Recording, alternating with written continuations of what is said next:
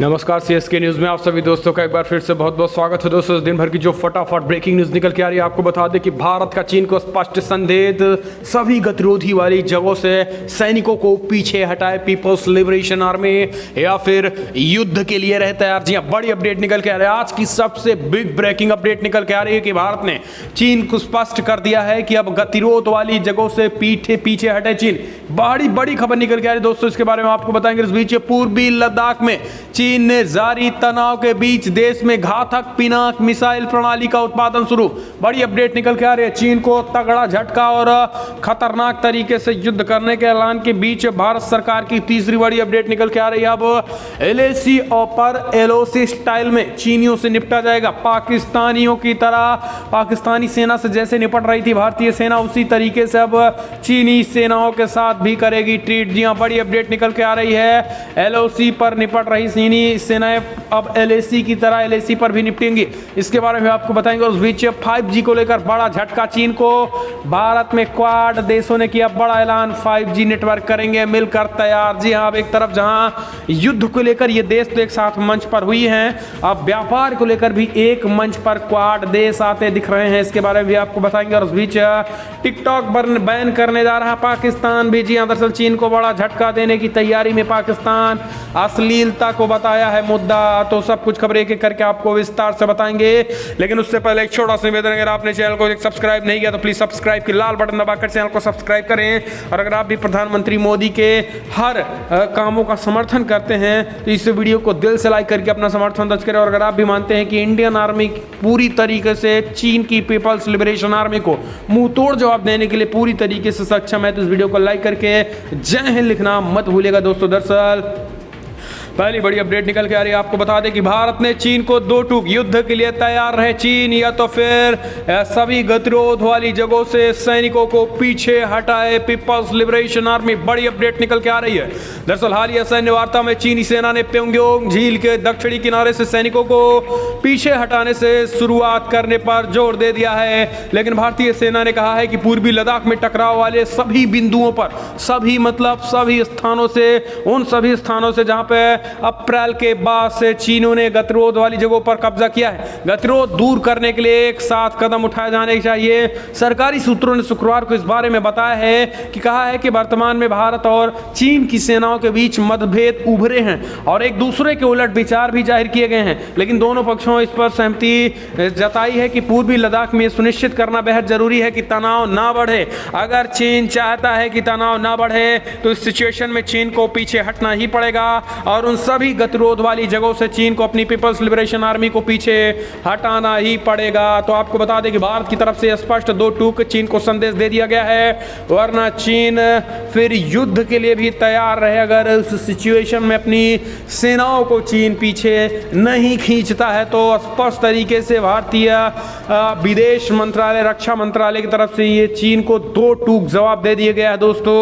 अगर हम चलते हैं अगली अपडेट लेते हैं, आपको बता दें कि पूर्वी लद्दाख में चीन से जारी तनाव के बीच भारत ने खतरनाक और घातक हथियार पिनाक मिसाइल प्रणाली का उत्पादन शुरू कर दिया है। जी हां, दरअसल आपको बता दें कि रक्षा अनुसंधान और विकास संगठन डीआरडीओ ने पिनाक मिसाइल को बनाने वाली संबंधित जरूरी प्रक्रिया की शुरुआत कर दी है। इस सिलसिले में पिनाक के रॉकेट लॉन्चर और संबंधित उपकरण बनाने का काम शुरू हो गया है। अधिकारियों ने शुक्रवार को बताया है कि डीआरडीओ ने director general of quality insurance को पिनाक रॉकेट प्रणाली के उत्पादन के लिए सभी संगत ब्यौरे दे दिए गए हैं। आपको बता दें कि ये रक्षा मंत्रालय ने बताया है कि अथॉरिटी होल्डिंग सील्ड पार्टिकुलर्स ने पूरी जिम्मेदारी का पालन करते हुए डीआरडीओ से डीजीएक्सयू को पिनाक के उत्पादन पर भरोसा सौंपा गया है। आपको बता दें कि पिनाक एक ऐसी मिसाइल है जो चीन को आधे से ज्यादा चीन को एक बार में नेस्तनाबूद करने की क्षमता रखती है। लेकिन आपको बता दें कि बीच पे इस पे काम शुरू हुआ था, लेकिन इस पर फिलहाल बंद हो गया था। अब एक बार फिर से इंडियन डीआरडीओ ने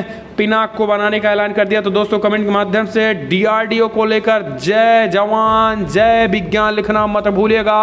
हम चलते हैं अगली अपडेट लेते हैं। बिग ब्रेकिंग निकल के आ रही है। अब चीनियों को नहीं छोड़ा जाएगा, सीमा पर एलओसी की तरह ही एलएसी पर चीनी सेनाओं के साथ ट्रीट किया जाएगा जैसे पाकिस्तानी चीनी सेनाओं के साथ किया जाता है। दरअसल भारत ने चीन को एक और बड़ा झटका देते हुए कहा है कि एलएसी पर चीन की युद्ध की तैयारी को देखते हुए दो टूक कहा है, अगर चीन की सेनाएं एलआईसी पार करने की कोशिश करती हैं तो सीधा भारतीयों की गोलियों का शिकार होंगी। भारतवर्ष ने साफ कर दिया है कि एलआईसी से पहले पीछे वही हटेगा जो यहां पहले आएगा। मतलब कमांडर लेवल की 6 राउंड की बातचीत के बाद फेल होने के बाद भारत ने स्पष्ट संदेश चीन को दे दिया है और भारतीय सेनाओं को भी स्पष्ट तरीके से संदेश दे दिया है कि जिस तरीके से एलओसी पर आक्रामकता और पाकिस्तान के खिलाफ पाकिस्तान की सेनाओं पर ईंट का जवाब पत्थर, यानी अगर वो सीमा पार करते हैं तो गोलियों से जवाब अभी तक एलओसी पर मिलना शुरू हो चुका है। अब वही सीधा काम एलएसी पर, अगर सीमा पार करते हैं चीनी सैनिक तो सीधा गोलियों से जवाब दिया जाएगा। बहुत हुआ सम्मान चीन का, आभार पार का समय आ चुका है और ये रक्षा मंत्रालय ने भी ऐलान कर दिया। हम चलते हैं अगली अपडेट लेते हैं। आपको बता दें कि अपना 5G नेटवर्क बनाएंगे क्वाड देश के समूह जापान, ऑस्ट्रेलिया, भारत और अमेरिका के बीच अहम बैठक। जी हां, एक बड़ी अपडेट निकल के आ रही है दोस्तों, जहां एक तरफ क्वाड संगठनों ने चीन पर नकेल कसने और चीन की दादागिरी खत्म करने के लिए एक साथ आ चुके हैं, तो वहीं दोस्तों आपको बता दें कि व्यापार और इन चारों देशों के विकास विकसित करने के लिए भी एक साथ आ चुके हैं। यही कारण है कि 5G नेटवर्क को लेकर बड़ी क्रांति होने जा रही है। अब क्वाड देश जापान, ऑस्ट्रेलिया, भारत, अमेरिका के बीच गठबंधन अब सिर्फ ठोस आकार लेता दिख रहा है और अब ये केवल व्यापार तक ही सीमित नहीं होगा, बल्कि आपको बता दें युद्ध तक ही सीमित नहीं बल्कि व्यापार को भी आगे बढ़ाने के क्वाड देशों ने ऐलान कर दिया है। आपको बता दें कि संकेत मिल रहे हैं क्वाड के चारों देश के विदेश मंत्रियों के बीच आगामी बैठक को देखते हुए शुक्रवार को बैठक की अहमति बढ़ गई है। आपको बता दें कि अमेरिका विदेश मंत्रालय ने कहा है कि यह सहमति बनी है कि 5G नेटवर्क के लिए भरोसेमंद वेंडर यानी कंपनियों से जुड़ी ढांचागत सुविधाएं देती हैं को बढ़ावा दिया जाएगा। इसके साथ ही नेटवर्क प्रदाता चीनी हुआवे और जेटाइडी को लेकर भी काफी विवाद चल रहा है, ऐसे में उसको करारा झटका दिया गया है। हम चलते हैं अगली अपडेट लेते हैं। आपको बता दें कि यूएन महासभा में इमरान का भाषण शुरू होते ही भारतीय प्रतिनिधियों ने किया वॉकआउट। जी हां, आपको बता दें कि संयुक्त राष्ट्र महासभा में पाकिस्तान के प्रधानमंत्री इमरान खान को भारतीय प्रतिनिधि के द्वारा विरोध का सामना करना पड़ा है। दरअसल पीएम इमरान खान ने महासभा में अपने बैठक की शुरुआत भारत के खिलाफ बोलने से ही किया, जिसके बाद भारतीय प्रतिनिधि महासभा से के हाल से वॉकआउट कर गए। आपको बता दें कि पाकिस्तान की तरफ से भारत के खिलाफ बयान और कश्मीर मुद्दा उठाने के मुद्दे पर भारतीय प्रतिनिधि मंडल ने आतंकी इमरान खान के भाषण का बहिष्कार किया है। कोरोना काल में इस बार संयुक्त राष्ट्र महासभा का आयोजन वर्चुअल हो रहा है और अपने भाषण की शुरुआत आतंकी इमरान खान ने जमकर झूठ बोले। उन्होंने कहा है कि आरएसएस, गांधी और नेहरू के सेकुलर मूल्यों को पीछे छोड़ भारत को हिंदू राष्ट्र बनाने की कोशिश में नरेंद्र मोदी लगे हुए हैं। तब आप समझ सकते हैं कि इस आतंकी इमरान खान ने कैसे लगातार जहर उगला है। हम चलते हैं अगली अपडेट लेते हैं। बड़ी अपडेट निकल के आ रही है दोस्तों, आपको बता दें कि चीन को चारों तरफ घेरने का मोदी सरकार ने किया ऐलान। श्रीलंका के प्रधानमंत्री महिंदा राजपक्षे से प्रधानमंत्री मोदी ने की है बातचीत। जी हां, दरअसल प्रधानमंत्री मोदी ने शनिवार को श्रीलंका के प्रधानमंत्री महिंदा राजपक्षे के साथ कई विषयों पर बातचीत की है और चीन को घेरने की पूरी तरीके से चारों तरफ से प्लान बन गया है। द्विपक्षीय संबंधों तथा महत्वपूर्ण क्षेत्र में सहयोग बढ़ाने जैसे विषय भी शामिल रहे। डिजिटल द्विपक्षीय शिखर वार्ता में अपने प्रारंभिक वक्तव्य में मोदी ने कहा है कि उन्हें विश्वास है कि श्रीलंका में राजपक्षे सरकार की नीतियों के आधार पर चुनाव में सत्तारूढ़ पार्टी की बड़ी जीत दोनों देशों के बीच सहयोग और गहरा बनाएंगी। उन्होंने कहा है कि चुनाव में आपकी पार्टी की विजय के बाद भारत श्रीलंका के संबंधों में एक नए अध्याय की शुरुआत का अवसर आया है। दोनों देशों के लोग कई उम्मीद और अपेक्षाओं के साथ हमें देख रहे हैं। राजपक्षे ने 9 अगस्त को नए कार्यकाल के लिए श्रीलंकाई प्रधानमंत्री के रूप में शपथ ली थी। तो दोस्तों, श्रीलंका के प्रधानमंत्री के साथ बातचीत करके अपने पड़ोसी देशों के साथ जहां एक तरफ भारत संबंधों को अच्छा करने की कोशिश कर रहा है तो वहीं चीन को बड़ा झटका लग रहा है। हम चलते अगली अपडेट लेते हैं। बिग ब्रेकिंग न्यूज निकल के आ रही है दोस्तों, आपको बता दें कि यूएन में भारत की तरफ से कहा गया है कि इमरान खाली करो पीओके आ रहे हैं।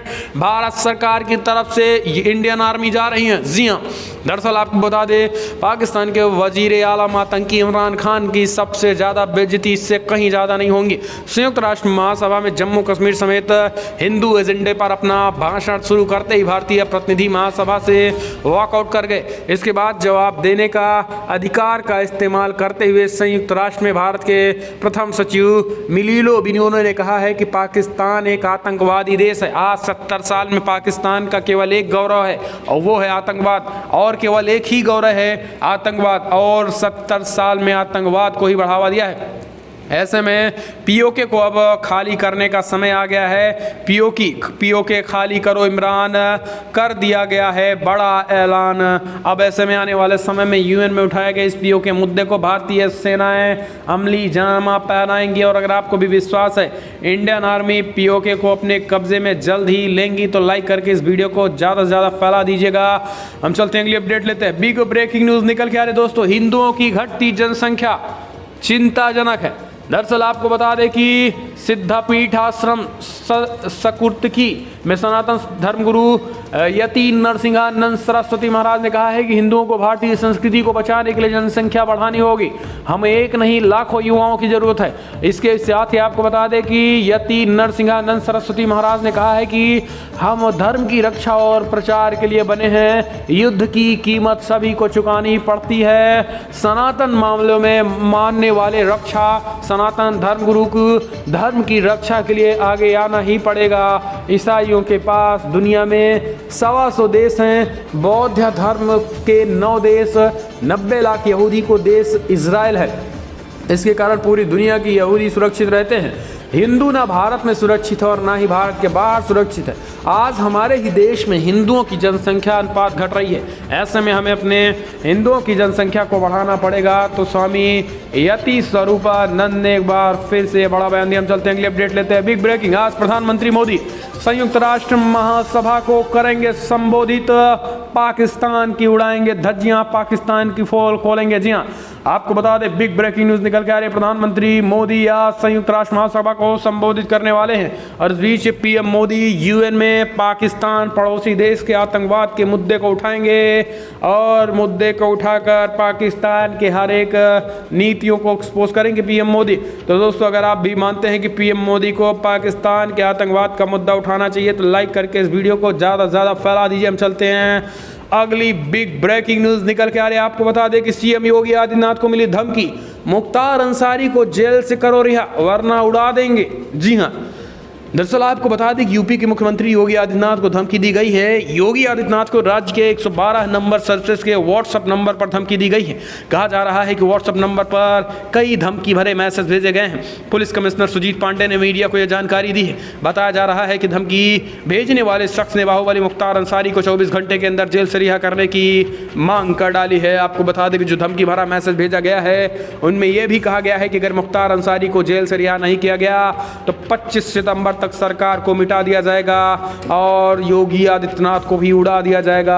तो इस तरीके की धमकी सीएम योगी आदित्यनाथ को। दरअसल दोस्तों, आपको बता दें कि यूपी में जिस तरीके से बाहुबलियों चोर चंडालों के खिलाफ सीएम योगी आदित्यनाथ का ऑपरेशन क्लीन चल रहा है, ऐसे में अतीक अहमद, आजम खान, मुख्तार अंसारी के उन तमाम काले साम्राज्यों पर बुलडोज़र चल रहा है। यही वजह है कि आज कुछ लोग बौखलाए हुए हैं, जिहादी किस्म के लोग जो इस समाज को तोड़ना चाहते थे और जिनको कानून और संविधान के दायरे में रहना पसंद नहीं है। अब उनकी हालत ख़राब हो चुकी है सीएम योगी आदित्यनाथ राज में।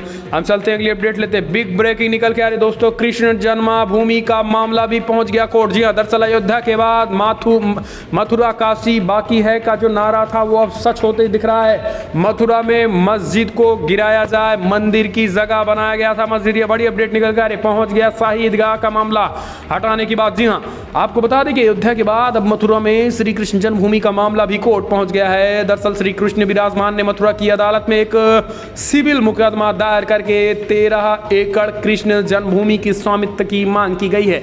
आपको बता दें कि शाही ईदगाह मस्जिद को हटाने की मांग की गई है और यह विवाद भगवान श्री कृष्ण विराजमान कटरा कर्रा से केशव देव खेवट मौजा मथुरा बाजार शहर के रूप में जो अगले दोस्त रंजना अग्निहोत्री और 6 अन्य भक्तों ने दाखिल किया है।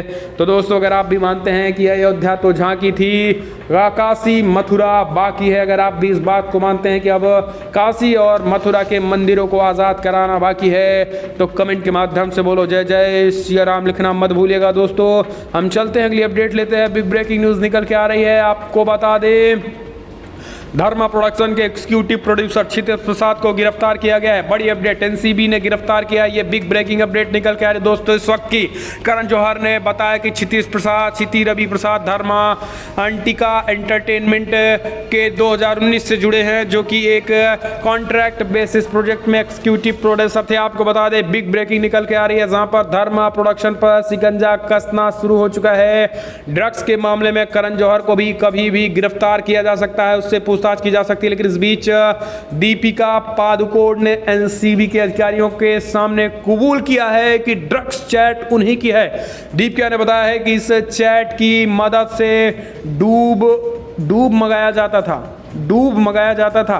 हालांकि एनसीबी के कई सवालों के जवाब में अभी भी दीपिका ने नहीं दिए, लेकिन अब ये डूब क्या है, अभी डूब को जानने के लिए एनसीबी लगातार दीपिका पादुकोण से पूछताछ कर रही है।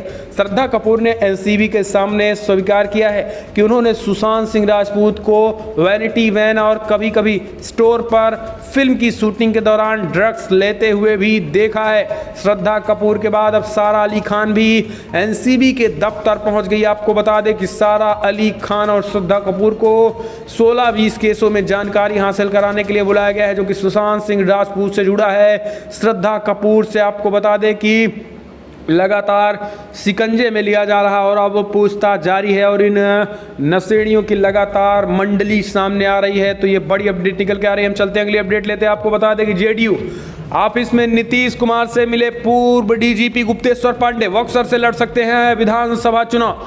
आपको बता दें कि बिहार के पूर्व डीजीपी गुप्तेश्वर पांडे जनता दल यूनाइटेड में शामिल होने की अटकले पर फिलहाल विराम लगा दिया है। मुख्यमंत्री नीतीश कुमार से मिलने के बाद, जेडीयू दफ्तर में मिलने के बाद मीडिया से बातचीत करते हुए पूर्व डीजीपी ने कहा है कि मेरी नीतीश से मुलाकात हुई है, लेकिन फिलहाल मैंने चुनाव लड़ने से अभी फाइनल नहीं किया। इसके साथ ही उन्होंने जेडीयू ज्वाइन करने की खबरों पर सफाई देते हुए कहा है कि मैं फिलहाल जेडीयू अभी नहीं ज्वाइन कर रहा। हालांकि जेडीयू के सूत्रों की माने तो नीतीश ने उन्हें बक्सर से विधानसभा टिकट देने का आश्वासन दे दिया है, लेकिन इस मामले में जेडीयू की ओर से आधिकारिक पुष्टि का इंतजार है। आपको बता दें कि मीडिया में शनिवार को ऐसी खबरें आई कि पूर्व डीजीपी को सीएम नीतीश ने पार्टी दफ्तर बुलाया है और वो जेडीयू ज्वाइन कर सकते हैं। इस बीच गुप्तेश्वर पांडे जेडीयू ऑफिस पहुंचे और सीएम नीतीश कुमार से भी मुलाकात की है। ऐसे में आने वाले समय को पूर्व डीजीपी को आप विधायक के रूप में भी देख सकते हैं। हम चलते हैं, अगली अपडेट लेते हैं। बिग ब्रेकिंग न्यूज़ निकल के आ रही है। आपको बता दें बिहार विधानसभा चुनाव घोषित होते ही एबीपी न्यूज़ और सी वोटर ने जारी किया सर्वे रिजल्ट। एनडीए के समर्थन में 161 सीटें ज़्यादा मिल रही हैं, 161 सीटें। जी हाँ, दरअसल बिहार विधानसभा चुनाव की तारीखों के ऐलान के ठीक बाद एबीपी न्यूज़ और सी वोटर ने सर्वे यानी ओपिनियन पोल जारी कर दिए हैं। इस सर्वे यानी रिजल्ट में कहा गया है कि बिहार में फिर से राजग की सरकार बनने जा रही है। सर्वे के मुताबिक जदयू और बीजेपी के सहयोगी पार्टियों को लगभग बड़े पैमाने पर वोट मिलने जा रहे हैं। आपको बता दें कि सर्वे में कहा जा रहा है कि एनडीए को 140 से 160 सीटें जीतने का अनुमान जताया जा रहा है। वहीं आपको बता दें कि यूपीए को 33% वोट ही मिल रहे हैं, 64 से 84 सीटें ही मिल सकती है। बाकी अन्य पार्टियों को भी 21% वोट मिलने की संभावनाएं जताई जा रही है। तो दोस्तों ये बड़ी अपडेट निकल के आ रही है। आपको बता दें जहां बड़ा झटका लगता हुआ दिखाई दे रहा है आरजेडी और कांग्रेस पार्टी को। तो दोस्तों फिलहाल बड़ी खबर मिल रही है, लेकिन अगर आपको वीडियो पसंद आए तो लाइक कर शेयर करें, कमेंट के माध्यम से आप अपनी राय देना ना भूलें। इस वीडियो में इतना ही। जय हिंद, वंदे मातरम।